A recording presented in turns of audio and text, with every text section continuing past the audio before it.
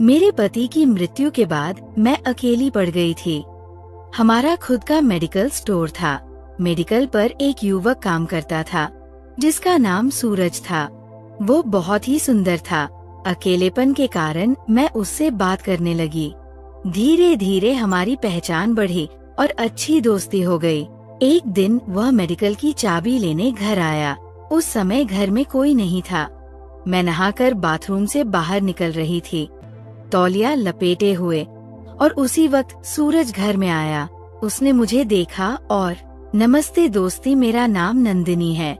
मैं विधवा हूँ और मेरी उम्र 28 साल है। मेरी पढ़ाई 10वीं तक हुई है। मेरे घर की स्थिति गरीब थी और मेरे पीछे 3 बहनें थीं। इस वजह से मेरे परिवार वालों को जल्दी से हम सभी बहनों की शादी करनी थी, इसलिए मुझे ज्यादा पढ़ने का मौका नहीं मिला। 10वीं के बाद मेरे लिए रिश्ते आने लगे। मैं देखने में बहुत सुंदर थी। गोरी रंगत, बड़ी बड़ी आँखें, लंबे बाल और छरहरी काया। मेरे लिए कई अच्छे रिश्ते आए। ऐसा ही एक रिश्ता आया जिसका नाम विक्रम था। उसका खुद का मेडिकल स्टोर था जिसे वो खुद चलाता था। उसके घर की हालत अच्छी थी, लेकिन उसके माता पिता नहीं थे। उसकी एक बहन थी जिसकी शादी हो चुकी थी। विक्रम बहुत होशियार और देखने में हैंडसम था। हमारी शादी तय हुई और जल्द ही शादी की तारीख पक्की हो गई। शादी के बाद हम दोनों एक दूसरे से बहुत प्यार करते थे। विक्रम मेरी हर छोटी बड़ी जरूरत का ध्यान रखता था। मैं भी उसे भरपूर प्यार देती थी। मेडिकल स्टोर में ग्राहक बढ़ने लगे तो विक्रम ने अपने पुराने दोस्त सूरज को काम पर रख लिया।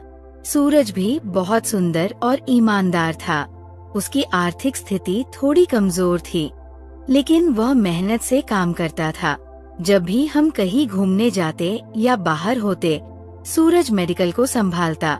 विक्रम को उस पर पूरा भरोसा था। ऐसे ही कुछ दिन बीते।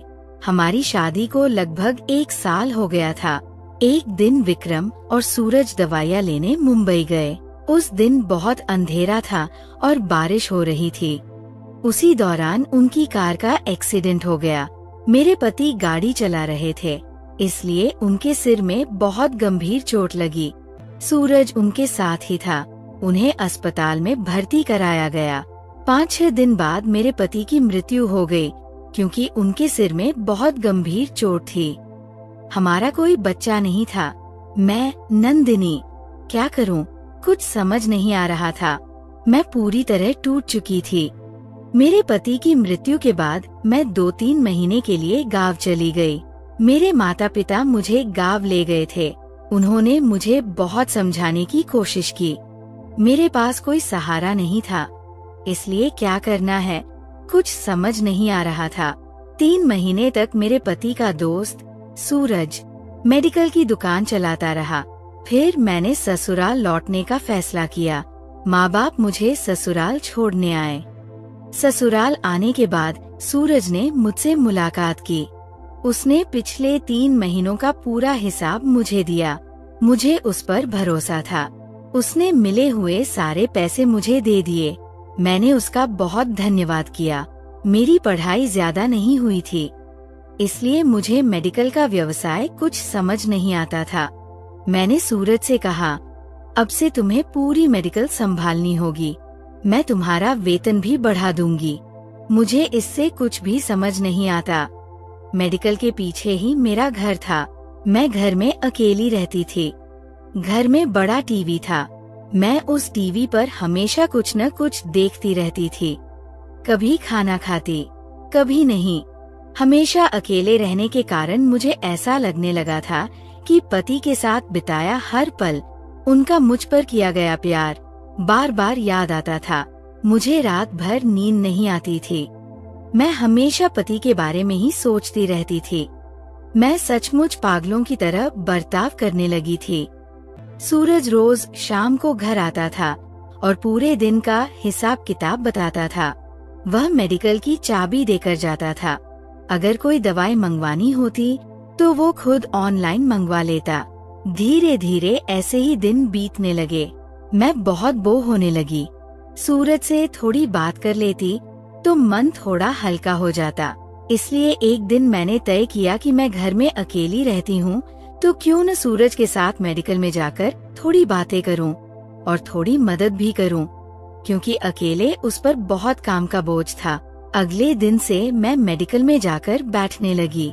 सूरज मुझे कोई काम करने नहीं देता था।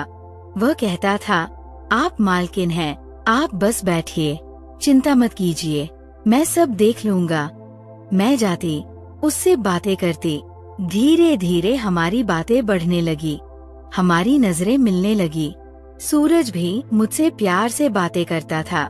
वह मेरा बहुत आदर करता था, क्योंकि मैं उसके दोस्त की पत्नी थी। बातों ही बातों में मैंने सूरज के परिवार के बारे में पूछना शुरू किया। मैंने उससे पूछा, सूरज, तुम्हारे घर में कौन कौन रहता है? तुम्हारी शादी हो गई है क्या? सूरज ने जवाब दिया, मेरे घर में मैं, मेरी माँ और पिताजी, हम 3 ही लोग रहते हैं। हमारे घर की स्थिति बहुत गरीब है। मेरे पास कोई जमीन नहीं है, इसलिए कोई लड़की मुझे देने को तैयार नहीं है। मेरी उम्र 31 साल हो गई है। मैंने कहा, तुम्हारा स्वभाव इतना अच्छा है, तुम्हें अब तक लड़की मिल जानी चाहिए थी। लेकिन सूरज बोला, अच्छा स्वभाव आजकल लोगों को पसंद नहीं आता। लोगों को पैसा, खेती या सरकारी नौकरी चाहिए होती है। ऐसी ही हमारी बातें धीरे धीरे बढ़ती गई। सूरज देखने में बहुत अच्छा था। उससे बात करके मैं अपने पति के दुख से बाहर निकलने लगी। अब मैं थोड़ी थोड़ी पहले जैसी होने लगी थी। पति की मृत्यु का दुख मैं भूलने लगी थी और अब मैं सूरज में बंधने लगी थी, क्योंकि उसका स्वभाव बहुत ही अच्छा था। एक बार अचानक मैं बीमार पड़ गई। मेडिकल की गोलियां ले ली, लेकिन कोई फर्क नहीं पड़ा। धीरे धीरे बुखार बढ़ता गया। सूरज शाम को घर आया। उस दिन मैं मेडिकल में नहीं गई थी। सूरज ने पूछा, क्या हुआ नंदिनी? मैंने कहा, सुबह से बुखार है, लेकिन कम नहीं हो रहा। उसने मेरे माथे पर हाथ रखकर देखा। बहुत तेज बुखार था। फिर वह मुझे तुरंत अस्पताल लेकर गया। डॉक्टरों ने देखकर कहा कि टाइफाइड हुआ है, इसलिए 2-3 दिन भर्ती करना पड़ेगा। सूरज बोला, मैं आपके साथ रुकता हूँ। फिर डॉक्टर ने मुझे भर्ती कर लिया। सूरज मेरे लिए बहुत दौड़ भाग कर रहा था।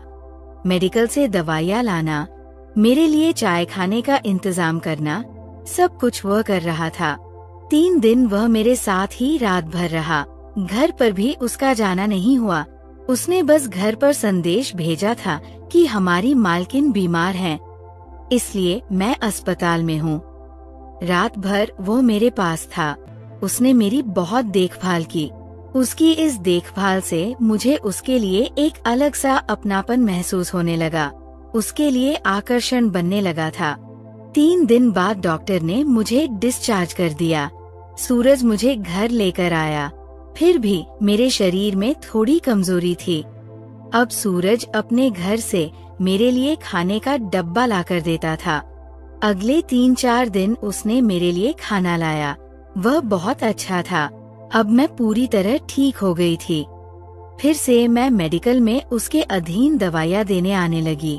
अब हमारे बीच बहुत नजदीकी बढ़ गई थी, लेकिन सूरज की ओर से कोई प्रतिक्रिया नहीं मिल रही थी। वह बहुत ईमानदार था। मेडिकल की चाबियां हमेशा घर पर ही रहती थी। हर रोज सुबह सूरज आकर वो चाबियां ले जाता। वे टीपॉय पर रखी होती थी। ऐसे ही एक बार मैं बाथरूम में नहाने गई थी। सुबह के 9 बजे होंगे। सूरज चाबियां लेने के लिए आया। दरवाजा अंदर से लॉक नहीं था। उसने दरवाजा खोला और अंदर आ गया। तभी मैं नहाकर शरीर पर तौलिया लपेटकर बाथरूम से कमरे में बाहर आ रही थी। मुझे ध्यान नहीं रहा कि दरवाजा बंद करना है। आमतौर पर कोई आता नहीं था, इसलिए मैं दरवाजा बंद नहीं करती थी। लेकिन आज मुझे नहाने में कुछ ज्यादा ही देर हो गई थी। सूरज ने मुझे तौलिया लपेटे हुए देखा और मेरी ओर देखता ही रह गया। मैंने भी उसकी ओर देखा। हमारी नजरें मिली। मैं शर्मा गई। मैं पीछे मुड़ गई। सूरज ने चाबी ली और कुछ भी बोले बिना चला गया। सूरज मुझे वैसे भी पहले से पसंद था, अब मुझे उसके सामने जाने में शर्म आने लगी, इसलिए आज मैं मेडिकल गई ही नहीं। वो अकेले ही काम कर रहा था। दोपहर को मैंने उसे फोन किया और कहा, खाने के लिए आ जाओ, आज हम यहीं साथ खाना खाएंगे, मेडिकल में नहीं। कुछ समय बाद वह लाया हुआ डब्बा और मेरे घर का खाना लेकर आया। हम दोनों एक साथ बैठकर खाने लगे। हम दोनों चुपके चुपके एक दूसरे को देख रहे थे, दोनों कुछ नहीं बोल रहे थे। धीरे धीरे हमारा खाना पूरा हुआ। खाना खाने के बाद सूरज बोला, मुझे माफ करना नंदिनी, मैंने जानबूझकर तुम्हें उस तरह नहीं देखा था, मैं तो बस चाबी लेने आया था। मैंने कहा, सॉरी मत कहो, असल में आज मुझे ही नहाने में देर हो गई थी, इसमें मेरी ही गलती थी। सूरज, क्या मैं तुम्हें एक बात सच सच बताऊं? मुझे तुम अच्छे लगने लगे हो। पिछले कुछ दिनों से मुझे तुमसे प्यार होने लगा है। जब मैं हॉस्पिटल में थी तब तुमने मेरी बहुत देखभाल की और मेरे पति की मृत्यु के बाद ये मेडिकल तुमने अकेले संभाला।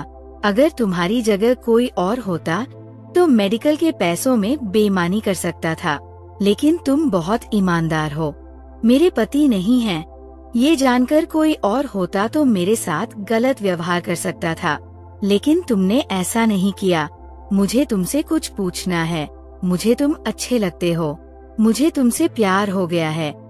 ऐसा कहते हुए मैं सूरज के पास गई और उसके होठों का चुंबन लिया, लेकिन सूरज कुछ भी नहीं बोला और उसने मुझे कोई प्रतिक्रिया नहीं दी। वह चला गया। मुझे समझ नहीं आ रहा था कि क्या करूं। क्या मैं गलत तो नहीं कर रही हूं? ऐसे सवाल मुझे सताने लगे। मैं बेड पर लेटी हुई थी और पंखे की तरफ देखकर सोच रही थी। धीरे धीरे शाम के 7 बज गए। 7 बजे मेडिकल बंद होता है। सूरज चाबी देने आया, लेकिन दरवाजा थोड़ा खुला ही था, इसलिए वो हॉल में आ गया। उसे मैं दिखाई नहीं दी, तो वो खोजते खोजते मेरे बेडरूम के पास आ गया। मैं ऐसे ही लेटलेटी पंखे की ओर देख रही थी। मुझे बिल्कुल ध्यान नहीं था कि वह आ गया है। उसने मुझे आवाज दी। मैंने उसकी ओर देखा और कहा, सूरज, अभी जो मैंने व्यवहार किया वो गलत था, लेकिन क्या करूं? मुझे तुमसे प्यार हो गया है। सूरज मेरे बगल में बिस्तर पर बैठ गया। मैं भी उठकर बैठ गई। हम दोनों एक दूसरे के बहुत करीब थे। सूरज ने मेरा हाथ अपने हाथ में लिया और कहा, नंदिनी, तुम्हारे पति मेरे बहुत अच्छे मित्र थे। मैंने ऐसा व्यवहार करना गलत समझा। आपको मुझसे प्यार है, ये सच है, और मुझे भी आप बहुत पसंद हैं, लेकिन अपने दोस्त को इस तरह धोखा देना मुझे सही नहीं लगता। मैंने कहा, मेरे पति के बाद अगर किसी ने सच में मेरी चिंता की तो वो सिर्फ आपने ही की है। सूरज, अगर आपकी जगह कोई और होता और मेरे साथ गलत करता तो आपको कैसा लगता? ये कहते कहते उसने मेरा हाथ अपने हाथ में लिया और मेरे होठों पर एक उंगली रख दी, बिना कुछ बोले। अब शायद हमारे बीच एक आकर्षण बन चुका था। धीरे धीरे हमारे होंठ एक दूसरे के करीब आए। हम दोनों एक दूसरे को चूमने लगे। हम एक दूसरे से प्यार करने लगे। उस दिन हमने भरपूर प्रेम किया। हमें बहुत आनंद मिला। हम दोनों पूरी तरह संतुष्ट थे। हम अब एक दूसरे से प्यार करने लगे थे, एक दूसरे को समय देने लगे थे। हम एक दूसरे को और अच्छी तरह जानने लगे थे। सूरज मुझे एक पति की तरह बेहद प्यार करने लगा था। तब मैंने सोच लिया कि अगर मैंने सूरज से शादी कर ली तो क्योंकि सूरज को कोई लड़की नहीं मिल रही थी और मैं विधवा थी, तो हमारी शादी से उसका भी वो सवाल हल हो जाता। एक दिन जब सूरज दोपहर को खाने के लिए आया, उसने कहा, मुझे आपका ऐसा फायदा उठाना अच्छा नहीं लग रहा। अगर हम शादी कर लें तो क्या हर्ज है? मुझे भी उसका विचार सही लगा। फिर हमने तय किया कि हम शादी करेंगे। कुछ ही दिनों में हमने शादी कर ली। अब मैं, सूरज और उसके माता पिता, हम सभी एक साथ रहते हैं। हम एक दूसरे से बहुत प्यार करते हैं।